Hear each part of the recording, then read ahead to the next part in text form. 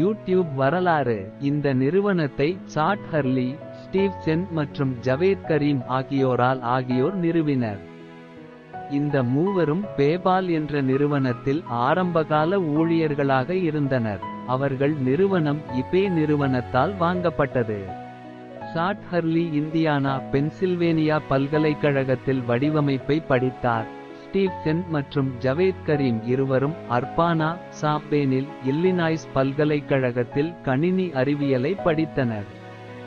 YouTube domain பிப்ரவரி 15, 2005 இல் செயலில் வந்தது. பின்னர் தளம் சில மாதங்களுக்கு வடிவமைக்கப்பட்டது.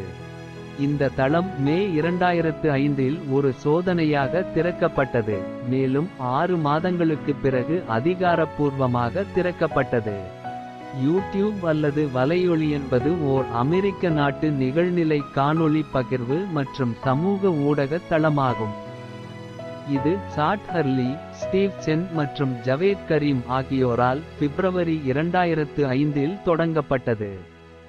உலகம் முழுவதும் வலையொலி பயனர்கள் ஒவ்வொரு நாளும் 1 பில்லியன் மணிநேர காணொளிகளை காணுகிறார்கள். யூடியூபர்கள் என பிரபலமாக குறிப்பிடப்படும் யூடியூப் உள்ளடக்க படைப்பாளர்கள் நிமிடத்திற்கு 100 மணி நேர உள்ளடக்கத்தை பதிவேற்றுகிறார்கள். 2006ஆம் ஆண்டில் யூடியூப் 1 வயதாக இருந்தபோது கூகிள் அதை 651.65 பில்லியனுக்கு வாங்கியது. இது ஒரு சிறிய காணொளி ஸ்ட்ரீமிங் தளத்திலிருந்து பிரபலமான கலாச்சாரம், இணையப்போக்குகள் மற்றும் பல மில்லியனர் பிரபலங்களை உருவாக்கும் ஒரு சமூக ஊடகம் ஆகும். ஒரு நிறுவனமாக யூடியூப் 2020ஆம் ஆண்டில் $19.80 பில்லியன் வருவாயை ஈட்டியுள்ளது. அதனால் கூகிளுக்கு பிறகு யூடியூப் உலகளவில் அதிகம் பார்வையிடப்பட்ட வலைத்தளமாகும். இதில் 1 பில்லியனுக்கும் அதிகமான மாத பயனர்கள் உள்ளனர்.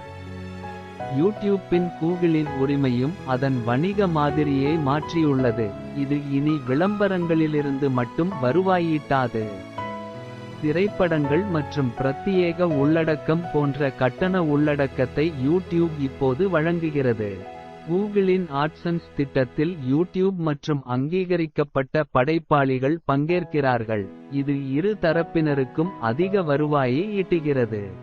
பல ஆண்டுகளாக யூடியூப் வலைத்தளத்தை தாண்டி கைபேசி செயலி, வலைப்பின்னல் தொலைக்காட்சி மற்றும் டிஸ்கார்ட் மற்றும் நிண்டெண்டோ போன்ற பிற சேவைகளை அதனுடன் இணைக்க அனுமதிக்கிறது. வலையொலியில் உள்ள காணொளிகளின் வரம்பு எல்லையற்றது. இசைக் காணொளிகள், நிகழ்படத் துண்டுகள், குறும்படம், முழு நீளத் திரைப்படம், ஆவணத் திரைப்படம், குரல் பதிவுகள், நேரடி ஒளிபரப்பு திரைப்பட முன்னோட்டங்கள் போன்றவை பிரபலமான யூடியூபர்களிடமிருந்து தொடர்ந்து பதிவேற்றப்படுகின்றன. அன்றாடம் இவற்றின் உள்ளடக்கத்தை காணலாம். இன்றைய பெரும்பாலான உள்ளடக்கம் தனிநபர்களால் உருவாக்கப்படுகிறது. இதில் யூடியூபர்களுக்கும் அவர்களுக்கு நிதியளிக்கும் நிறுவனங்களுக்கும் இடையிலான ஒத்துழைப்பு அடங்கும். 2015ஆம் ஆண்டிலிருந்து நிறுவப்பட்ட ஊடக நிறுவனங்களான டிஸ்னி, வியாகாம், சிபிஎஸ் மற்றும் வார்னர் மீடியா ஆகியவை தங்கள் உள்ளடக்கத்தை அதிக பார்வையாளர்களுக்கு மேம்படுத்துவதற்காக தங்கள் நிறுவன யூடியூப் சேனல்களை உருவாக்கி விரிவுபடுத்தியுள்ளன. கூகிள் கணக்கை கொண்ட பயனர்கள் தங்கள் சொந்த காணொளிகளை பார்க்கவும் பதிவேற்றவும், காணொளிகளில் கருத்து தெரிவிக்கவும், காணொளிகளை விரும்பலாம் அல்லது விரும்பாதீர்கள், பிளேலிஸ்ட்களை உருவாக்கலாம் மற்றும் பிற பயனர்களுக்கும் சேனல்களுக்கும் குழு சேரவும் யூடியூப் ஒரு சமூக வலைப்பின்னலாக செயல்படுகிறது. யூடியூப்பின் விரிவாக்கம் நவீன இணையத்தின் அடையாளங்களில் ஒன்றாகவும் பல பயனர்களின் அன்றாட வாழ்க்கையின் ஒருங்கிணைந்த பகுதியாகவும் மாறியது.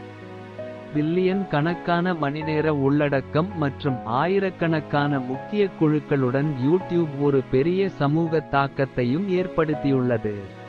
இது தொடர்ந்து வளர்ச்சியடைந்து வருவதால் இதன் சுய தணிக்கை தனியார் நிறுவன ஆதரவை பற்றி கூறப்படுவது.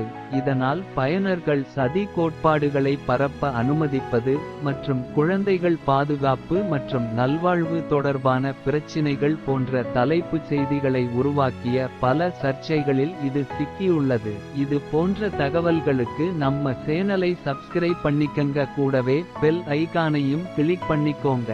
மனம் இருந்தால் வசதி இருந்தா நம்ம ஆதி முதல் ஃபவுண்டேஷனுக்கு QR கோட் ஸ்கேன் பண்ணி டொனேஷன் பண்ணுங்க. அதன் விவரங்களை வீடியோ லிங்க் கீழ இருக்கிற கூகுள் ஃபார்ம்ல பகிர்ந்தீங்க அப்படின்னா தங்களுக்கான வரிச்சலுகைக்கான சான்று இமெயில் முகவரி மூலம் அனுப்பி வைக்கப்படும். நன்றி.